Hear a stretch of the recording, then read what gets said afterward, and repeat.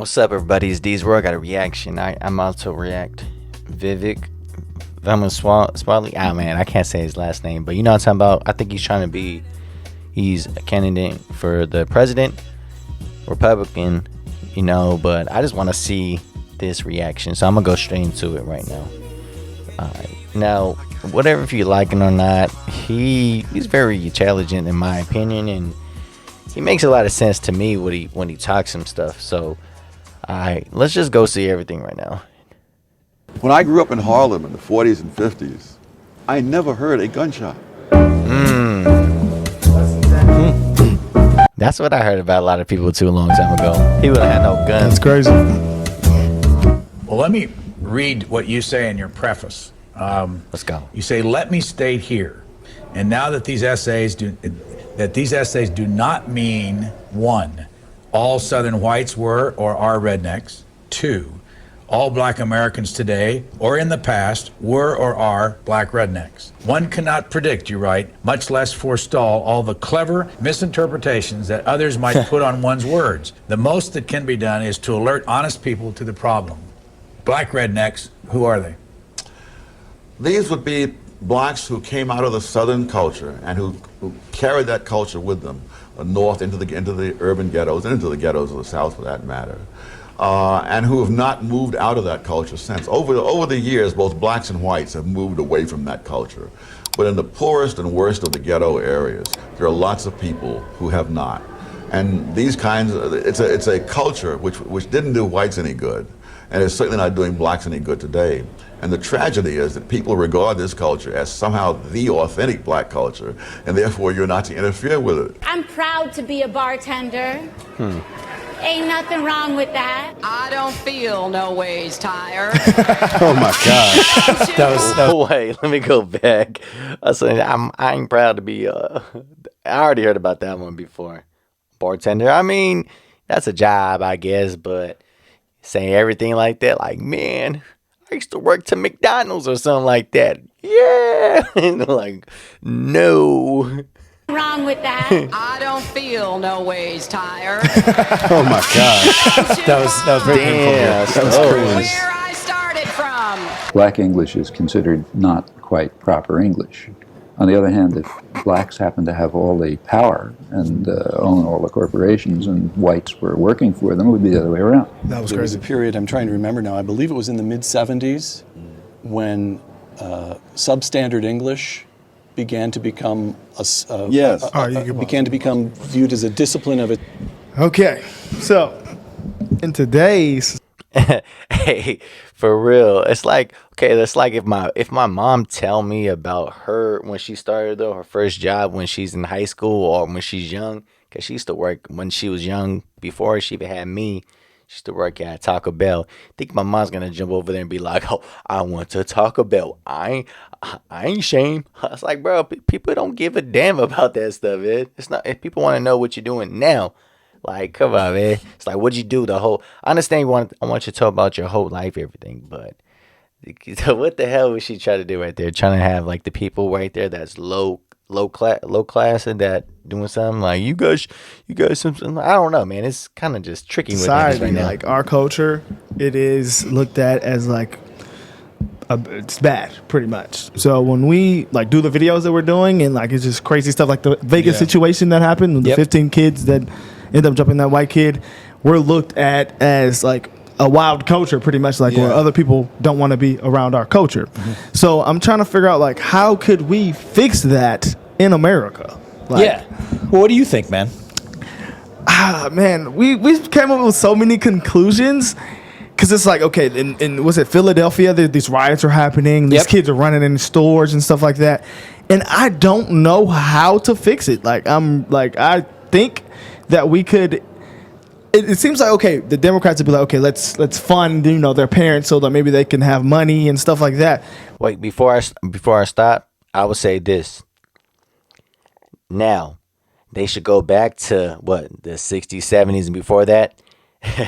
That parents should be able to give their kids spankings, man, if they did something wrong. Because think about this. Even though in my generation, people not to have spankings right there, but shoot, if I did something wrong, I used to get a spanking. That stuff used to hurt, man. And I used to talk about people the generation before me, my cousins and my family.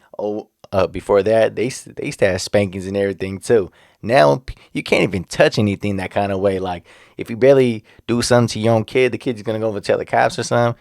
It's like, man, I told you can't do that. So I think it's truly gotta let it is come the back money, like but this, man. sometimes I'm thinking it's not Spanking the money. somebody. You Yeah, I know, don't think 'cause- it's the money. so like, what can we do? Is it crime? Like, can I we think put them in he jail? said- Spanking. You know what's in your cheap What I just say, protein powder? spanking. Here to tell We us gotta his let all us natural spank fitness our athlete, kids. Paul Sklar. For real. Let's see, we've got. Last time we interviewed. Gotta spank our kids. I ain't got no kids, but I'm saying, if you have kids, do something wrong, spank them. Not beat them hard like over there, like crazy like that. I'm talking about spank them, a good one, right in the butt. Shoo, that used to hurt. It's like, man, if I do it again, man, I'm about to get another one. I don't want that one again. He said it starts in the home. Yeah, I It got does, two it things does. for you. And Yep. I think that's the biggest thing. I think family and education. It is. That's the answer. So, I think that if take the black, white, Asian filter off. Just take all of the filters off, okay? Forget what color you are. If you grow up in a fatherless household, or a single parent household, period, but it's almost always fatherless one, you are 8 times more likely to end up in jail, even more likely to end up in poverty, less likely to graduate from high school with a degree, etc. Well, now then if you want to put the racial filters back on, that actually explains a big part of the difference in racial disparities. Because I think in black households, and the numbers vary on this, but it could be around like 40%, 42%. Yes. In Asian households, you're talking about in the single digits. Wow. So it's not that there's some other explanation. I mean, this explanation accounts for it. Now, a lot of that's the government's fault. People say, are you blaming black people for that? No. I'm actually blaming policies that were supposedly created to help black people under Lyndon Johnson in the 1960s, the so-called Great Society, that started paying people and giving financial incentives to grow up in single-parent households.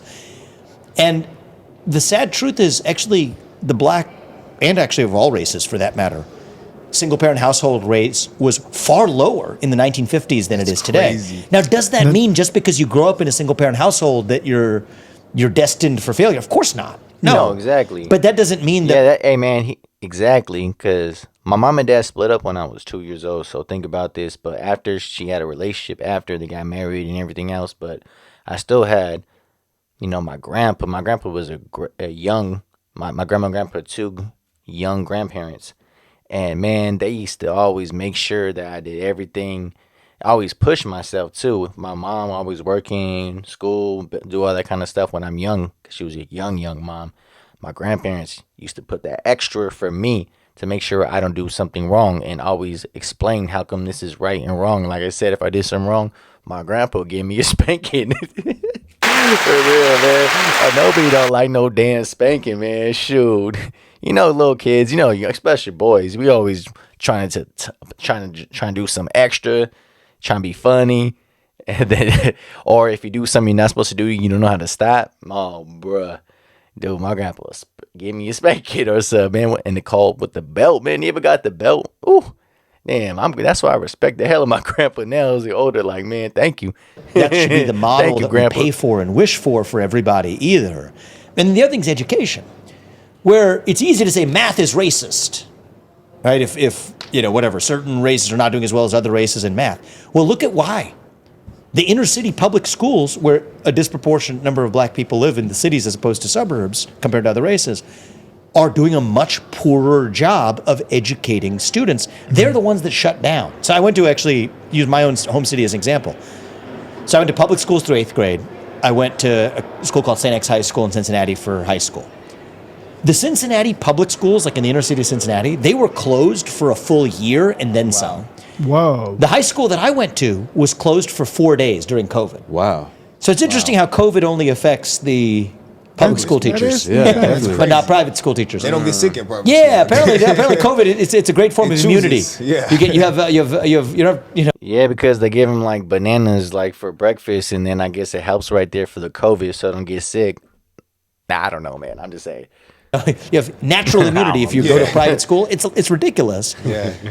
But I think that the answer begins, I don't think it's a money question until you've solved the other underlying structural failures of, I think the nuclear family is inherently good. That doesn't mean that every kid gets to grow up in it and whatever, but all else equal, it's a good baseline for a society to assume that having two parents in the house with a stable household upbringing, which is a great privilege and head start that I had. I mean, there's no bigger head start that I could have had than that.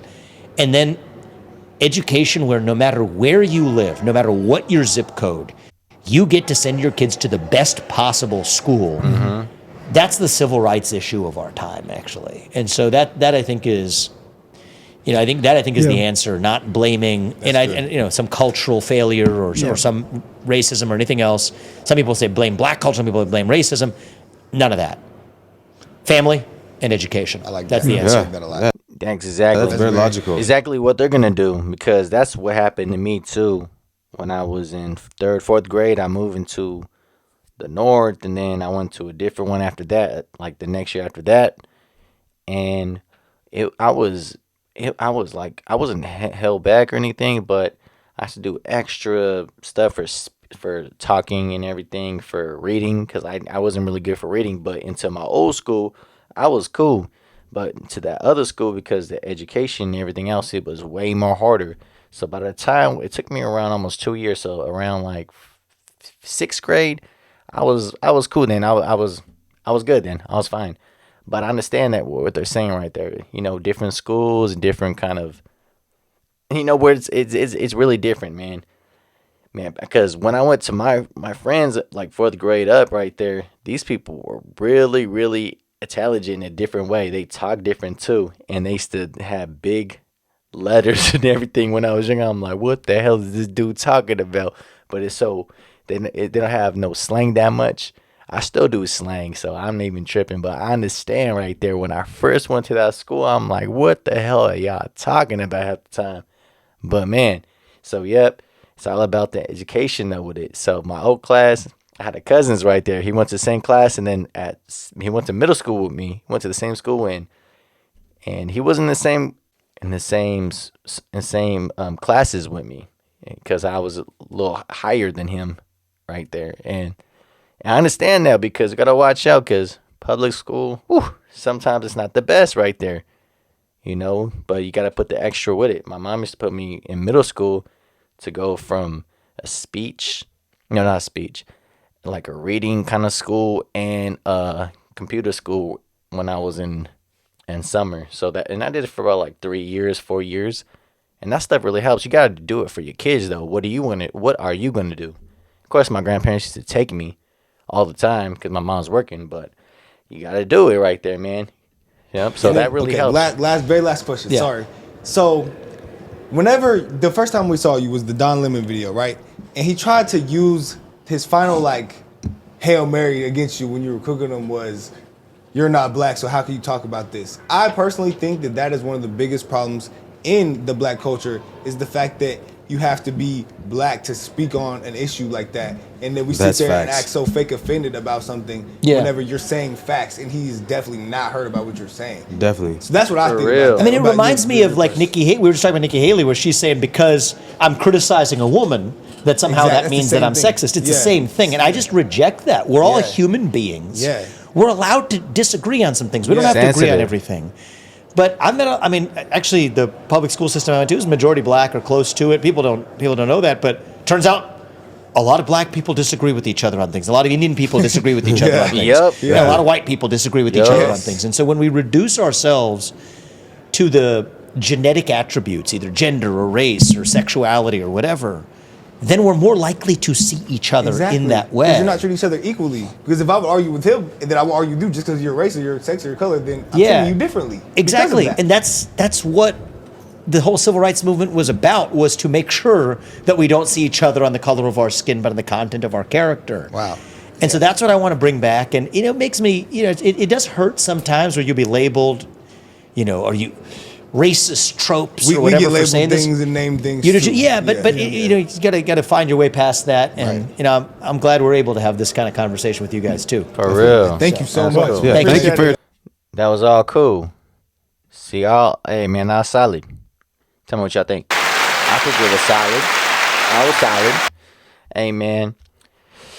Hey, that was cool. It's cool they could talk like that. Talk about, because that's true. If you're talking about this and this, other one's like, oh, you're not that though. You're not this. But the one thing I would say though, if you don't anything about that, let's say, because I have some people I know, because when I went to a different school, then I used to live into another different kind of hood, kind of like next to the hood and everything.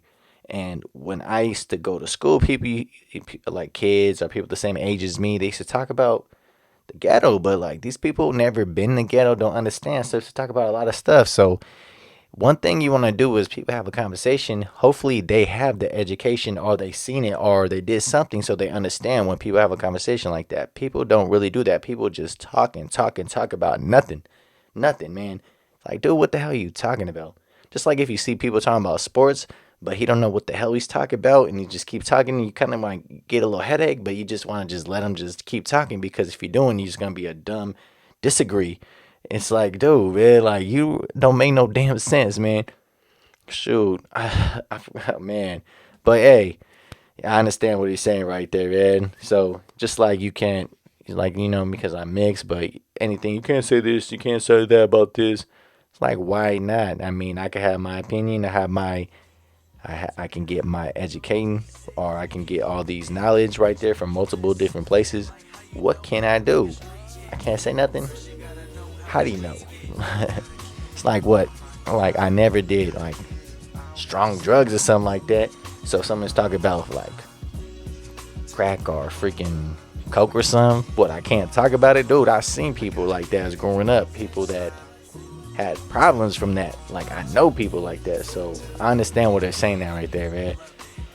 Yeah, that's crazy, man. All right, man. Well, hit me on the comments. Tell me what you think. Did you like it? Don't like it? I liked it, man. With them, so they could just talk like there is men, as people that could really just talk, but they all basically agree. I want to see a person that disagree, so it make more interesting. But it was still cool because they both agree. So, and I agree with it too. So that was cool. All right, man. Like, subscribe, share, love. Hit me in the comments. All right, peace.